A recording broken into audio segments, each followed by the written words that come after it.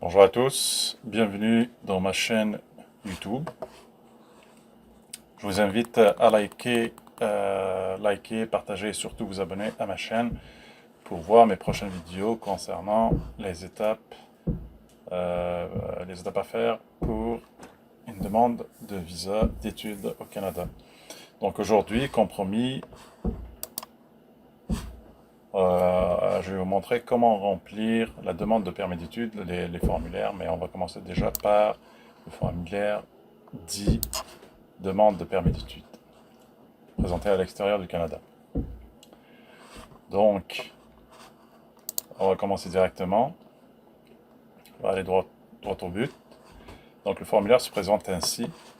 Vous allez le trouver sur Internet, sur le site de Immigration Canada. Donc, le formulaire est, vous pourrez le trouver en bas. C'est le IMM 1294, qui est appelé aussi demande de permis d'études que vous voyez ici. Donc, comme j'ai dit, le formulaire se présente ainsi. Vous devez remplir, c'est un formulaire dynamique en général, et vous pouvez le trouver aussi, vous pouvez le remplir à la main si vous voulez. Et je vous conseille de le remplir, de vous en procurer un dynamique pour le remplir directement sur l'ordinateur. Donc il y a plusieurs parties. La première étant votre IUC. Donc la première partie à faire ou à remplir, c'est votre IUC. Donc dans le fond, cette partie-là, elle concerne, c'est un numéro que Immigration Canada vont vous donner si vous avez déjà une demande chez eux. Ça veut dire que si vous avez fait une demande et que vous avez eu un refus, donc vous pourriez l'avoir ici. Donc ceux qui ont fait une première demande, ils devraient l'avoir, donc ils devraient l'inscrire ici. Par contre, ceux qui vont faire leur demande la première fois, donc vous ne l'avez pas, donc vous n'avez rien à mettre ici. Ici, il vous demande dans quelle langue vous voulez être servi, soit anglais, soit français. Après ça, données personnelles. Ça, on va aller vite là. Donc, c'est votre nom. Là, c'est un nom fictif. Nom de famille, prénom. Là, il vous demande si vous avez un pseudonyme ou pas. Là, vous cochez oui ou non. Après ça, le sexe, homme, femme ou inconnu. Inconnu, dans le fond, c'est pour les bisexuels et les transsexuels là, qui ne veulent pas divulguer leur genre. Mais en général, c'est homme ou femme, la date de naissance, lieu de naissance, et pays et territoire que vous voyez ici. Après ça, il vous demande la citoyenneté. Donc, vous pourriez choisir ici dans le menu déroulant. Pays et territoire actuel. Donc, soit, mettons que vous habitez en Algérie, vous allez faire votre demande de votre pays de résidence, qui est l'Algérie, votre statut là-bas.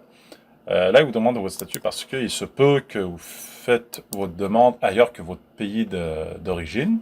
Mettons, si vous êtes actuellement en France, vous pourrez faire votre demande de permis d'études de France. Donc, vous allez mettre ici France.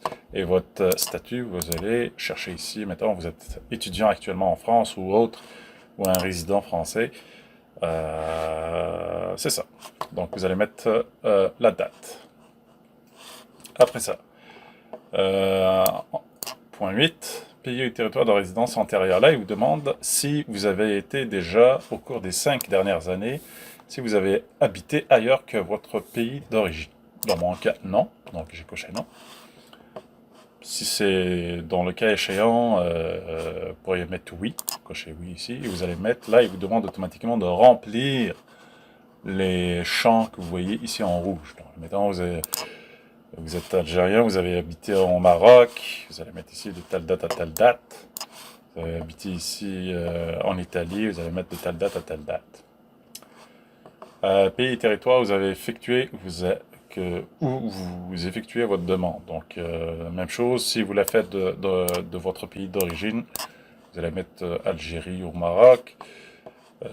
Dans le cas échéant, si vous la faites de France, vous allez mettre France ici. Après ça, état matrimonial. Donc, soit vous êtes célibataire, divorcé, vous allez choisir ici. Maintenant, si vous êtes célibataire, vous n'êtes pas obligé de continuer là. Si vous êtes marié ou vous vivez en union de fait, choisissez la date. Donc là, cette partie-là, elle concerne les mariés et les conjoints de fait. Fournissez là et deux. Dans le cas échéant, si vous êtes, mettons, vous dites que vous êtes marié, là vous allez énumérer, vous allez écrire le nom de votre épouse ou de votre conjointe ici. Après ça, on va passer aux données personnelles. Ça, c'est la suite aussi, je veux dire. Là, il vous demande si vous êtes déjà marié ou pas. C'est la même chose, oui ou non. Ça, c'est très facile. Date de naissance, genre, lien de parenté, etc. Bon. Après ça, on passe à la langue. Ben, il vous demande la langue, votre langue maternelle. Choisissez albanais, italien ou ce que vous voulez. Arabe classique ou français. Mettez ce que vous voulez ici. Ça, c'est la partie la plus simple. Après ça, il vous demande les données de votre passeport. Donc, le numéro de votre passeport que vous voyez ici. Pays et territoire de délivrance. Algérie, Maroc, Tunisie, France, Italie, ce que vous voulez. La date de délivrance et date d'expiration de votre passeport. Le 5 étoiles pour ce voyage. Utilisez-vous un passeport délivré par le ministère des Affaires étrangères de Taïwan. Ça, si vous êtes concerné ou pas, vous dites oui ou non. Israël aussi, si vous êtes concerné. Si vous ne l'êtes pas, ne le touchez pas. Après ça, pièce d'identité nationale. C'est la même chose, numéro de la pièce. Avez-vous une pièce d'identité? Vous dites oui ou non. Pays, date de délivrance, date d'expiration. Carte de résidence permanente des États-Unis. Ça, c'est comme un cas exceptionnel. Il demande si vous êtes déjà allé aux États-Unis, si vous avez une carte verte ou une carte de résidence des États-Unis. Si c'est le cas, vous dites oui, vous mettez le numéro de la pièce, etc. La date d'expiration. Après ça, adresse actuelle. Là, il vous demande l'adresse, numéro de la rue, numéro d'appart, etc. La ville, le village, pays, etc. Code postal. Adresse du domicile, c'est la même chose. C'est la même chose. Là, il vous demande si l'adresse du domicile est pareille que l'adresse postale ici, que vous avez énumérée auparavant. Vous dites juste oui. C'est pas la peine de remplir cette partie-là. Numéro de téléphone, ça c'est les coordonnées. Donc, le cellulaire, c'est un téléphone portable. Votre numéro. Là, il vous demande, excusez, il vous demande si vous êtes du Canada ou autre. Là, vous allez dire autre. Après ça, après le numéro de téléphone, vous allez passer. On passe directement à l'adresse électronique, là, parce que ça, c'est le numéro de télécopieur. Ça, c'est le télécopieur, c'est le fax. Donc, vous n'avez pas besoin de ça. Ça, c'est important. Mettez votre adresse courriel pour correspondre avec les services d'immigration au Canada. Ça, c'est très important. Donc, soyez sûr que de ce que vous mettez ici, le numéro, soyez attentif à ce que vous écrivez. Il ne faut pas faire d'erreur là-dedans. Après ça, détails sur les études prévues au Canada. Ça, c'est la partie la plus importante, je pense, qui va demander un peu plus de temps d'explication. Donc, la première chose, le numéro 1, il vous demande j'ai été accepté à l'institution d'enseignement suivante. Là, ça veut dire que vous allez donner le nom ou les coordonnées de l'établissement qui vous a accepté pour les études. Dans le fond, là, c'est votre acceptation, là, l'établissement qui vous a fourni l'acceptation pour étudier au Canada, ou spécifiquement au Québec, dans mon cas. Donc là, nom de l'école, moi, c'est l'Université du Québec à Chicoutimi. C'est l'Université de Chicoutimi qui m'a donné une acceptation. Le niveau d'études sera, moi, dans mon cas, c'est un baccalauréat, donc vous pouvez choisir ici quel niveau. Et là, le domaine d'études, moi, c'est l'informatique. Donc, c'est un bac en informatique que que je vais faire ou que je suis en train de faire. Maintenant, toutes ces informations-là, vous allez les trouver soit sur le site internet de l'établissement ou bien sur votre papier d'acceptation que vous avez reçu de cette université. Là, on va passer à l'adresse complète de l'école, donc la province. Nous, on parle du Québec, les QC. Ça pourrait être une autre province en passant. Donc, c'est ça, l'Alberta, British Columbia, etc. L'Ontario.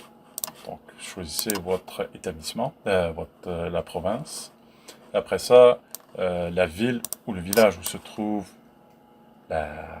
l'établissement. Et l'adresse, pour l'adresse, comme j'ai dit, vous pouvez aller directement sur le site internet de l'établissement que vous allez trouver. Maintenant, moi, je suis actuellement sur l'UQAC, qui est le site de l'Université de Chicoutimi, que vous voyez ici. Donc, je vais trouver l'adresse directement ici. Donc, l'information est disponible. Après ça, le numéro d'établissement que vous voyez ici est important aussi. Je vais vous montrer comment le trouver. Donc, il y a un site internet ici que vous allez trouver. Ça s'appelle liste des établissements d'enseignement désignés. Vous tapez directement cette phrase sur Google. Vous allez tomber sur ce site. Après ça, vous allez choisir ici la province. Dans mon cas, moi, c'est le Québec.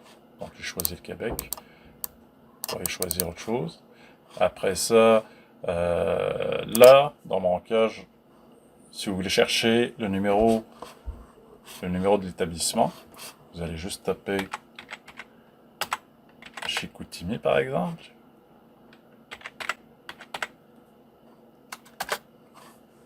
Donc, à Chicoutimi, il y a comme deux établissements. Vous avez le Cégep de Chicoutimi et l'Université du Québec à Chicoutimi. Donc, on parle de ce numéro d'établissement d'enseignement désigné. Donc, vous faites un copier-coller et vous allez le mettre ici. Durée prévue des études, ça, vous allez le trouver directement sur votre papier d'acceptation que vous avez reçu de cet établissement. Donc, dans mon cas, ça, c'est des dates fictives, là, 28 septembre 2019 au 17/4/2022. Et là, c'est la partie la plus intéressante, c'est la partie des coûts reliés à mes études. Donc, comme vous voyez ici, là, le coût de mes études sera. Donc, on va faire un petit calcul.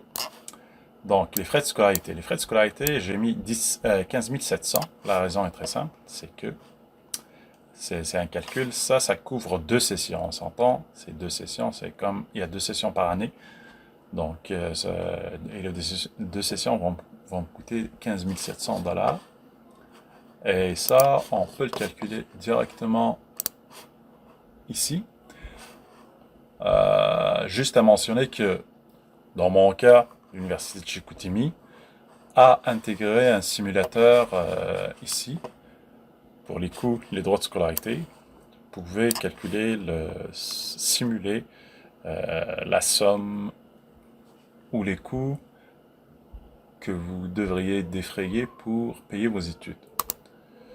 Donc, on peut aller ici, vous pouvez choisir le trimestre, vous êtes québécois, canadien ou non canadien. Mettons, lieu d'études, c'est sur campus. Moi, je vais aller au campus, c'est pas des cours en ligne. Premier cycle, deuxième cycle, recherche, moi c'est premier cycle. Ou vous pouvez mettre carrément votre numéro de programme. Encore une fois, vous pourrez le trouver. Mettons en baccalauréat en informatique à Chicoutimi, il y a un numéro là que vous allez trouver sur votre papier d'acceptation. Après ça, nombre de crédits, moi ça va être un temps complet, là je vais pas chercher. Le temps complet c'est 12 crédits, c'est maximum. Donc si on fait un calcul, vous voyez ici que ça va me coûter 8 126 $ et 36. Multipliez ça par 2. OK, donc ça va être par 2, et ça va être le chiffre que vous avez ici. Après ça, le logement et repas. Ça, c'est comme un approximatif, là. J'ai fait ma recherche sur Internet, et le coût de vie de logement et de repas pour un étudiant varie en général entre 10 000 et 15 000 selon le coût, selon les régions, selon, bien sûr, on s'entend, vivre à Montréal ou vivre à Chicoutimi n'est pas du tout la même chose. Les prix des logements sont pas pareils. Donc, moi, j'ai fait une moyenne, donc 12 000 à peu près. Là. 12 000, là, je suis vraiment dans la moyenne. Autre, j'ai mis 3 000. Pourquoi? C'est le transport. Transport, assurance, voiture, si vous avez voiture.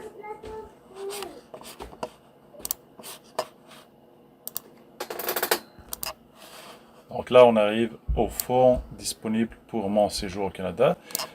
J'ai mis 37 700 dans le fond, dollars canadiens. Dans le fond, ça, c'est le montant que j'ai mis avant que je vienne au Canada. Dans le fond, c'est le montant avec lequel j'ai gonflé mon compte. Pour être plus clair, là, on peut faire un petit calcul. Moi, j'avais sur mon compte 26 000 euros à l'époque. Donc, 26 000 euros.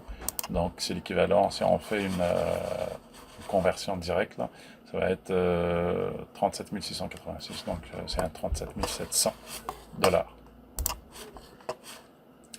Autre, mes dépenses au Canada seront défrayées par, vous pouvez mettre, si vous avez des cousins, des parents, ce que vous voulez, ou autre. Là j'ai mis mon frère, ça va être mon oncle, ou ce que vous voulez. Après ça, scolarité. Là, il vous demande si vous avez déjà des études postsecondaires. Éventuellement, oui. Vous allez dire oui. Et vous allez énumérer ici vos études. Dans mon cas, j'ai commencé l'université, une licence en informatique en 2017. C'était prévu que je finisse en 2020, mais entre-temps, j'ai fait mes démarches pour venir ici. Après ça, les emplois, vous allez énumérer ici vos emplois. Mettez ce que vous voulez ici, c'est pas la partie la plus difficile, je ne le crois pas. Après ça, antécédents, si vous avez 18 ans et plus, vous devez remplir cette section. Il vous pose des questions. Au cours des deux dernières années, avez-vous ou un membre de votre famille eu de la tuberculose ou a été en contact étroit avec des personnes qui ont de la tuberculose? Non. Ça, c'est juste des questions sur les maladies graves. Là. On va skipper cette partie-là. C'est facile. Après ça, antécédent, la suite, êtes-vous resté au Canada après l'expiration de votre statut? Il vous demande si vous étiez déjà venu au Canada et que vous n'avez pas respecté les règles, genre vous êtes resté sans papier ou quoi que ce soit.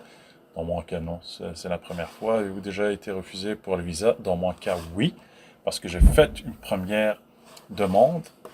Regardez ici, là. J'ai fait le numéro de mon dossier, refus, en quelle date. Donc, j'ai eu une acceptation juste la deuxième fois, juste pour rappel, ceux qui ne le savent pas. Donc, dans mon cas, oui, mais si c'est votre première fois, vous avez juste à cocher le nom ici. Avez-vous déjà fait une demande pour entrer ou demeurer au Canada? Écoutez, lisez les questions et répondez-y. En général, c'est non. Là. Je pense que c'est pas la partie la plus difficile à faire. Il reste une partie importante, c'est la signature. Ok. Acceptez-vous que le CIC communique avec vous dans l'avenir? Vous dites oui. C'est sûr que oui. Donc pour la signature, donc il y a deux façons. Soit si vous l'avez faite comme je viens de le montrer sur un fichier électronique, un PDF intelligent, là, dynamique. Donc vous avez juste à mettre la date et le téléverser. D'accord? Maintenant, si vous l'avez imprimé, vous l'avez rempli à la main, là, vous devez signer ici à la main. D'accord? Ça, c'est important. La vidéo.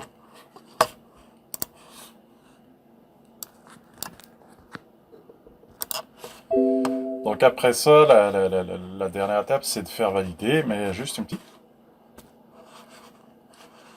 que vous voyez ici. Maintenant, il y a une petite affaire là. Si vous êtes amené à changer quelque chose, ou vous êtes trompé, ou vous avez changé quelque chose sur votre formulaire, vous devez toujours régénérer. Donc vous faites encore valider, et il va régénérer un autre code barre. Là, c'est la fin de ma vidéo, donc je vous invite encore une fois à aller liker, partager et surtout vous abonner à ma chaîne YouTube en attendant la prochaine vidéo. Je vous remercie.